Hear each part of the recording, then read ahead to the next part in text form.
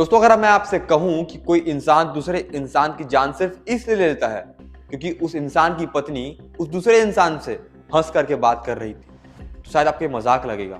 लेकिन दोस्तों, ये मजाक है नहीं। बने रहिए मेरे साथ इस वीडियो के अंत तक ताकि मैं आपको पूरी बातें बता सकूं। नमस्कार, जय जोहार, जय छत्तीसगढ़। मेरा नाम है कान्हा राजपूत, आप देख रहे हैं जी भास्कर।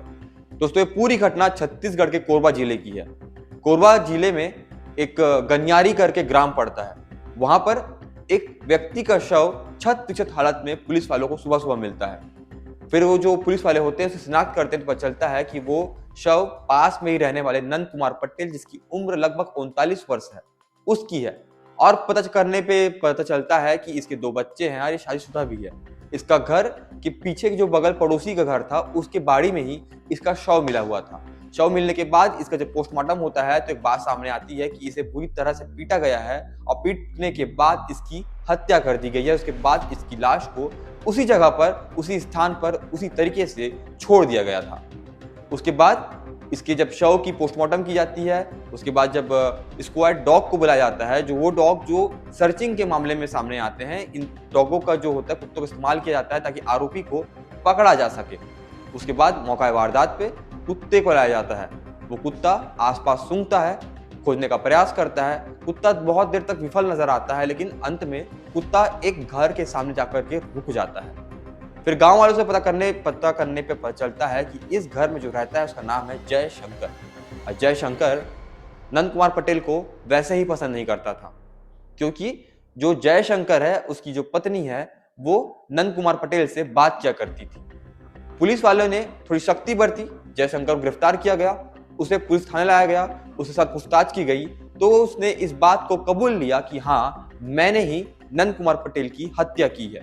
पूरी घटना को विस्तृत रूप से जानकारी देता है, बताता है कि बीती रात 5 तारीख को रविवार को रात्रि को जब वो अपने घर आता है तो देखता है कि बाड़ी में उसकी पत्नी नंद कुमार पटेल हंस हंस करके बात कर रहे हैं। और ये हंस हंस कर बात करना ही शायद उसे गवारा नहीं गुजरा।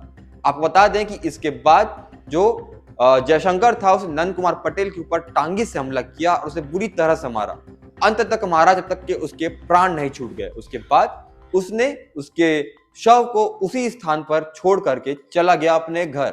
मतलब छत्तीसगढ़ में ऐसी घटनाएं भी सामने आ रही हैं जहां पर लोग किसी दूसरे इंसान को सिर्फ इसलिए मार देते हैं क्योंकि उनकी जो पत्नी है उस दूसरे इंसान से हंस करके बात कर रही थी।